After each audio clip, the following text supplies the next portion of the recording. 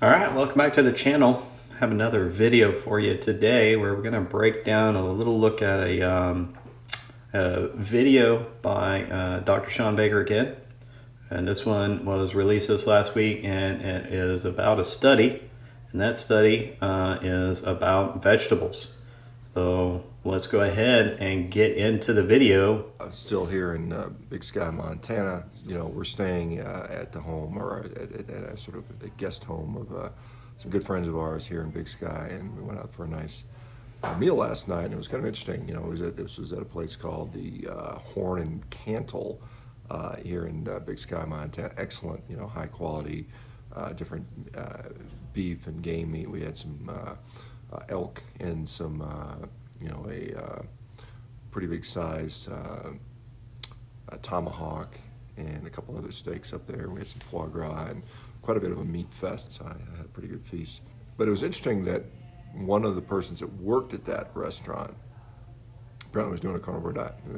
We were informed that, and he came over. I chatted to the guy, about that, and apparently he was a vegan, and he noticed that, he was having a hard time maintaining muscle, sex drive was diminishing, he just was having a lot of, sort of, I think, depression type issues, switched over to animal based, and once again saw a significant improvement. So just to interject something in here, I thought it was funny because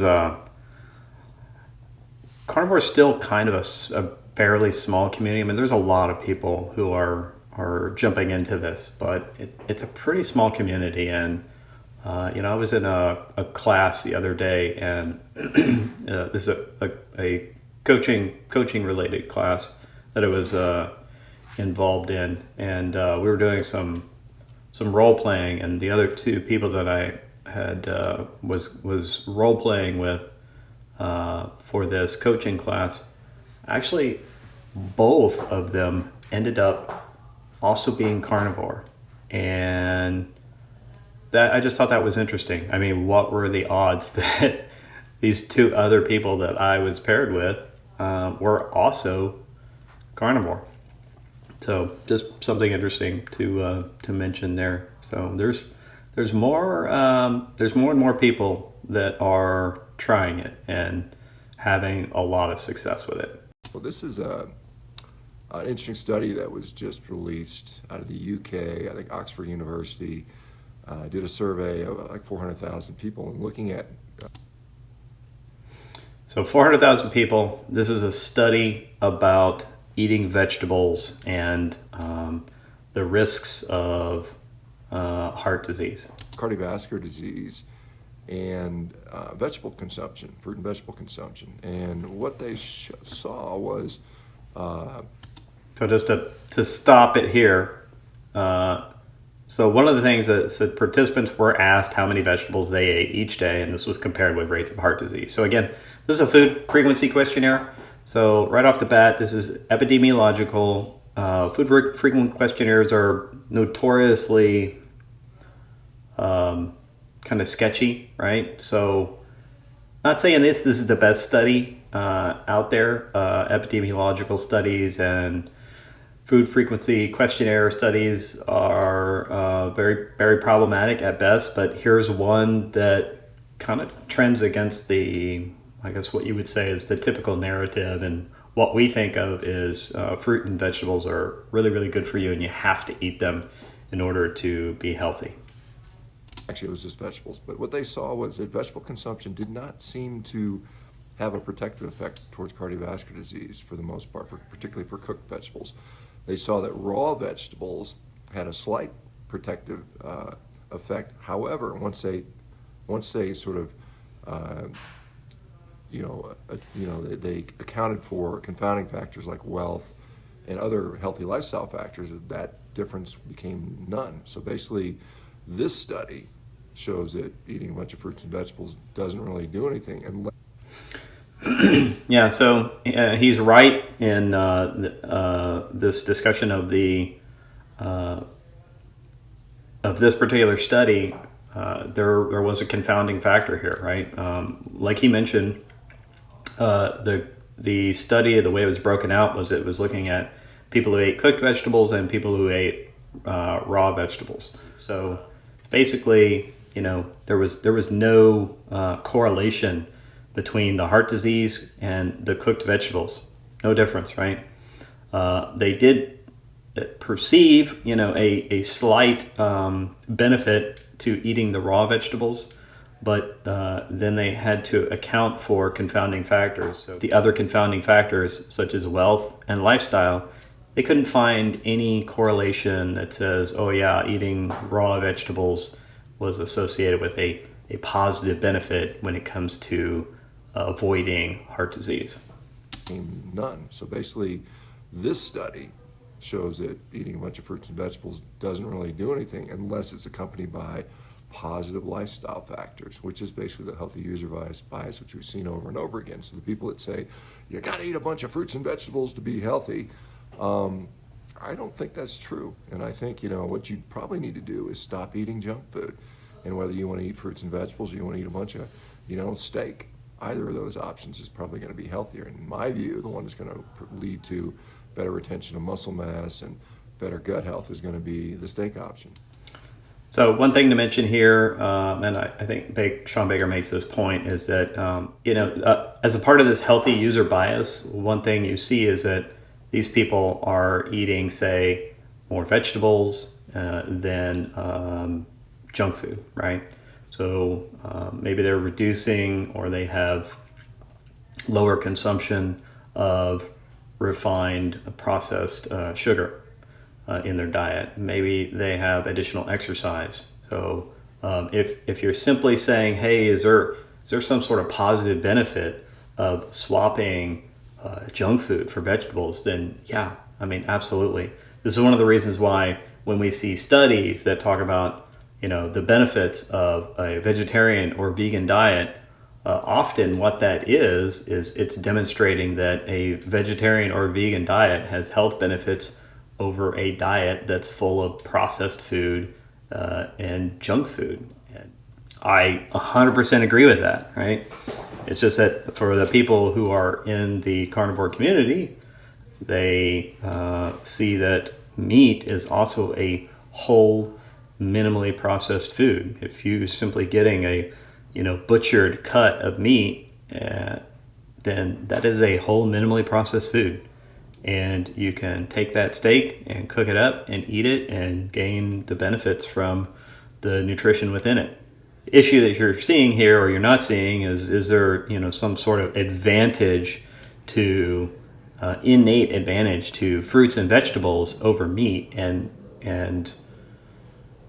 I don't think you can say that when it comes to heart disease. So there's some other there's some of the videos that he's come out with this week that tie into this. So definitely go and check out Sean Baker's channel. He's been putting out these little 5-minute videos that cover these different studies, and he's just really been knocking it out of the park this week. So I think this is something. Now, of course, the people that are just believe with all their heart and soul that vegetables are the greatest thing on earth, and I got to eat a lot of them because I've been listening to quote unquote the science, and nutrition science, just to be honest, is pretty bad for the most part.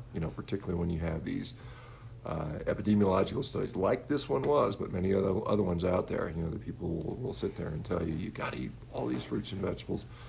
I don't eat them. I haven't eaten for years. I know thousands and thousands of people now that don't eat them. We have studies on this now. Harvard University did a study on 2,000 people eating a diet where they ate minimal to no fruits and vegetables. And guess what their health status was? It was very, very good. So this is another study that he's bringing in here. Harvard University study of 2,029 carnivores. And when you looked at it, again, this is all self-reporting. So, and this is a group of people who are saying, yeah, we are subscribing to this particular diet, right, or this particular lifestyle. So it's not a diverse group per se, but the way they asked the questions was just, your subjective perception, what has improved for you, right? And across the board in many different self-reported, again, areas, these carnivores said, absolutely improved my health. So, for example, out of the 2029 carnivores, 69% claimed that an improvement in a chronic disease. 95% claimed improvement in overall health. Uh, just that overall health is going to be a general feeling of well-being. These people just felt better, and I think that just goes to demonstrate that yes, if you are eating a whole, minimally processed food, you're avoiding grains, you're avoiding vegetable oils, these inflammatory seed oils, avoiding refined processed carbohydrates, which introduce a lot of oxidative stress.